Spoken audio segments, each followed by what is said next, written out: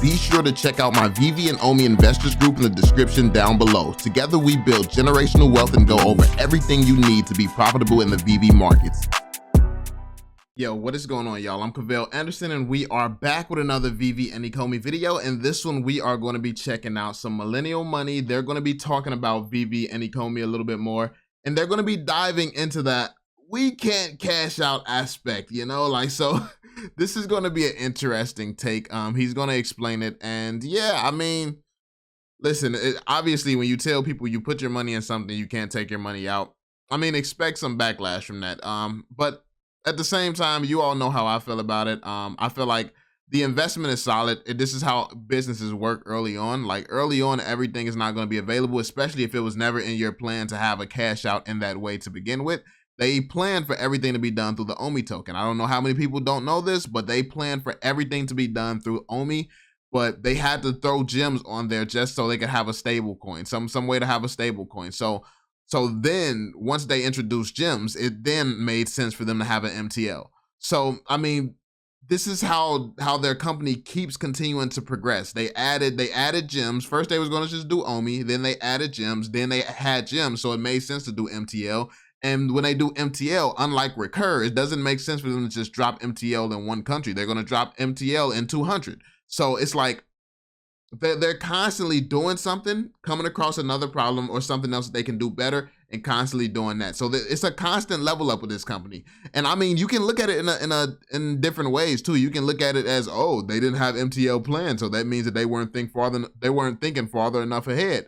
And I mean, yeah, you can have that negative bearish perspective, but at the same time, you telling me that they didn't think about having a cash out feature from MTL, yet they thought about signing Disney and getting all these NFT deals before NFTs were even popular. It's like, come on now, like come on. So yeah, that being said, let's jump into this. I think a lot of people are going to find it interesting. And shout out to Andrei Jikh, man. Andrei's always holding down the community, man. I love to see it. Be sure to drop that thumbs up, subscribe, turn on notifications so you stay updated with everything going on. And yeah, let's jump into it. See what Andrei says. There's better opportunities in things that I understand more in. And I know you know a lot about Corsair, whereas I don't necessarily. I can understand that. Yeah, I mean, at the end of the day, well, shoot, with the Spider-Man NFT, how much money you made off that? I don't think any stock can hold a candle to that, baby. So true. Even though I technically didn't make it because I'm still like in the app, it's called gems. There's no way to move your money from gems to dollars. You'll be able to eventually, but in the meantime, that is a huge risk you're taking. Like a big assumption that, you know, gems. Whoa, I didn't know that. Wait a minute. Can you explain that concept? I had no clue. I assumed you could sell that today and then you just got the money. It doesn't work like that? No, not quite. So when you move money into the app, you can't so you move dollars into gems. That's how you buy the collectibles. You don't buy them with actual dollars. But you can't use Omi, the cryptocurrency that underpins the app, because Apple is not going to let you use crypto to buy anything inside of the app. It's just like Apple doesn't want you to use crypto, obviously. So the workaround that they figured out is to convert dollars to gems, which is basically their stable coin. One gem is $1. The problem, though, is that you cannot convert your gems back to dollars. It's kind of stuck in this fictional in-app currency. Now, as long as you trust the team, the project, the licenses, the companies that are partnered with this, and you assume that that's coming with the MTL, the money transmitter license, which they have. Once they have that in, you have to understand, if you're buying collectibles that are $50,000 a piece and you allow people to withdraw them from your app, guess what you need to do? KYC and AML, right? Know your customer, anti-money laundering laws. They need those things in place. So before you get to move and sell your NFTs out to the dollar, the IRS wants a piece of that. And there's no way that companies like Disney and Marvel are going to allow Veve to just like willy-nilly move NFTs worth $100,000 without the IRS knowing about it. And I think that that's key right there, what he said. There's no way companies like Disney and Marvel are going to allow Veve to do this. And that's what people have to understand. Like that's what they would essentially be doing. Like if they let Veve go without having MTL, without having cash out and things like this, they would essentially be allowing Veve to commit crimes, like to literally, you know, they like this stuff all reflects back on Disney. It reflects on the United States government. And this is why you know that everything's on the up and up. Like Veve has been researched by Disney, and they've been signed off by Disney. They've been signed off by the United States government. They've been signed off by DC and all these other most powerful brands in the world, man. So I think that that's an aspect, or that's a part that people constantly overlook. They overlook the fact that them having these brands and them having these relationships, that means something. The fact that Alfred Kahn, a billionaire who doesn't need to be doing anything, like he's rich already. Like people, they always say, oh, they're trying to scam us out of our money. That they rich already, bro. Like how many more billions do you think the man wants? Like my man's just trying to, like, and he was retired, by the way. My man, like Alfred Kahn isn't like the youngest person, you know? So he was retired, he was chilling, he was relaxing. And then he still chose to come back. He didn't need this money. Like he didn't need to do this whatsoever. He did this because he loved it. He loved what he heard. He loved the vision. And this is something massive that he can add to his legacy. Like imagine that. Imagine something so big that it can literally change the fabric of the world that we're living in, because that is what Veve is actually right here. They're on the brink of, like they're on the brink of making something like spectacular. They're making something that could really shift how we do a lot of things in the world. NFTs are going to be used within real estate. It's going to be used to purchase vehicles. People are saying that it can even be valuable for grocery stores and stuff like that. NFTs are going to change the world, and metaverses are going to change the world just as much. Metaverses, you're going to be able to work for metaverses, have jobs. You're going to be able to rent your collectibles. Like everybody thinks very, very short term. You're trying to sell and keep making flips and things like that. But in reality, people who rent their collectibles more than likely is going to make the biggest profit in the long run, because yeah, we can sell our assets if we want to, and then that's just it. It stops making money for us. We just sell it for a large amount. Or we can hold these, rent them, make residual passive income daily. Make residual passive income daily. I mean, me personally, I would rather make the passive income, but I mean, to each his own. Like everyone's going to do what they want to do ultimately, but this is a huge opportunity. So it makes sense that for now, you can't do that, but you'll eventually be able to, because the team just has every incentive under the sun to allow that. Wow. Yeah, that's the thing. They have every incentive to allow that. And like, as you're about to hear, he does not, like, obviously he doesn't know these incentives. And that's why it's important. This is how you can tell when somebody's not educated on a project. Like Andrei just said, they have every incentive to, because he understands every incentive. He understands the project way better. But from someone who doesn't understand the project, he's just going to assume that it's a bad thing because he does not see the full picture. He does not understand the full picture.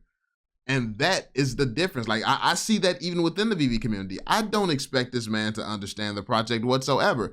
It's people who watch my videos every single day just leave negative comments because they don't understand. So if you can watch me every single day and not understand the vision, well, mainly those people who watch me every single day and don't understand the vision just don't listen to what I'm saying. They don't listen whatsoever. They listen with something in their mind already, and they're not actually hearing what I'm saying. So I mean, but people are like that, man. People's money is on the line. People get emotional, and when your emotions get in the way of logic, and when your emotions are in the way of logic, that hinders you from making money.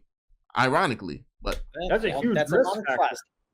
Yeah, it's a lot of trust. Not unlike. It's a lot of trust. I mean, it's a hell of a lot less trust than regular investments. Honestly, like it's not trust necessarily. We trust Disney. We trust Marvel. We trust DC. We trust the government. Like that's who we're trusting right now. We're trusting, and obviously me and some other people, like me, the influencers and stuff like that, we trust Veve, but that everybody can't say that.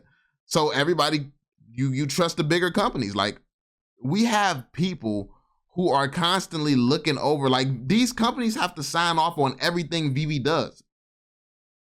Every move Veve makes. Like, and I think that the key here is understanding how licensing works. Understanding that you can't scratch your own ass with someone else's license on your platform unless you ask them, is it okay? Is it okay for me to scratch? Like, it's just that simple. All it takes is the trust in the licensing, because that's how licensing works. You have someone else's IP, which means you're playing by their rules. They make the rules. This is why when everybody cries about, no interoperability, things like that, it doesn't matter. Like, it doesn't matter because some companies just will not be open to it right now. But the fact of the matter is, if you understand where this is going, you know why the companies will be open to this in the future. Because NFTs are proven, and look at Veve. Look at how successful Veve is even without interoperability. So do they actually have to take the risk on interoperability? Like, should some companies do this? What's going to happen is once certain NFTs become more valuable on Veve because they have interoperability, then the other companies are going to realize, yo, this is making so much more money than mine because it has interoperability. Yes, turn on interoperability for mine as well. That's all that's going to happen. That's literally all that's going to happen, and that's all we need to happen.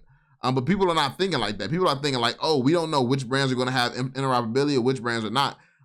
In reality, all the brands are eventually going to have interoperability because the interoperable ones is going to be the ones that's the most valuable. It's really that simple. Believing that TTCF will someday keep growing. Wow, that's a huge that's risk a lot of factor. trust. Yeah, it's a lot of trust. Not unlike believing that TTCF will someday keep growing and people will still eat frozen food. Not unlike that. No. This is a whole different type of risk, Andre. You're hoping that someday maybe you can get your money back. Listen. It's not really a hope. It's not a hope when you have the most powerful companies in the world. Like, what they do is they invest in individual random stocks and hope that these businesses become successful one day.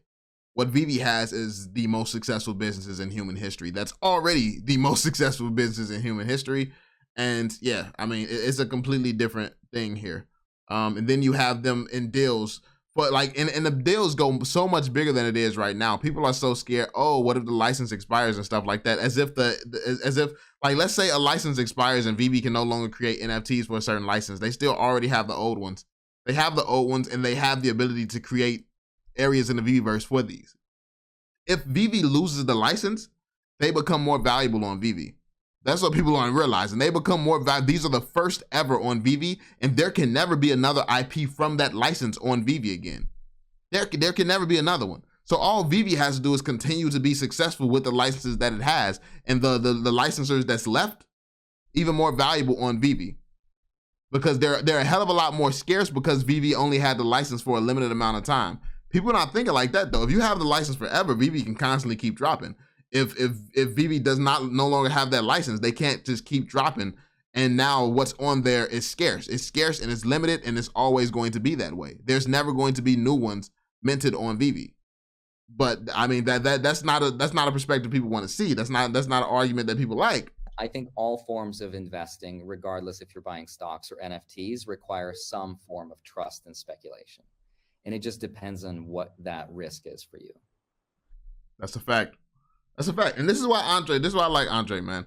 Andre is definitely very logical, and he thinks things through, and you can tell he analyzes things and understands them greatly, and he's willing to take risk and realize the different types of risk, which I think that these two are not as open to. I think they're just kind of stuck in their ways, and they're going to think how they think. Yeah, that's the biggest risk I've ever heard, personally. I can't think of anything bigger. He said investing your money in somebody that's been vetted by Disney and their team of thousands of lawyers and the United States government and their team. You know how the United States, like, they don't let a dollar slip by. Like, you know how, like, he's saying that this is the riskiest thing he's ever seen when it's vetted by the most powerful companies in human history. This is what I mean. It's just perspective. No disrespect. I don't mean that in a jaded way at all. I'm just like, that's the craziest thing I've ever heard. Let's talk about the biggest risk next week. So yeah, man. Let me know what you all think in the comment section down below. Let me know how y'all feel about this. Me personally, I just feel like this is what you see when someone fully doesn't understand what the investment, and that's how a lot of the community sounds at times. It just sounds like they don't get it and they don't understand.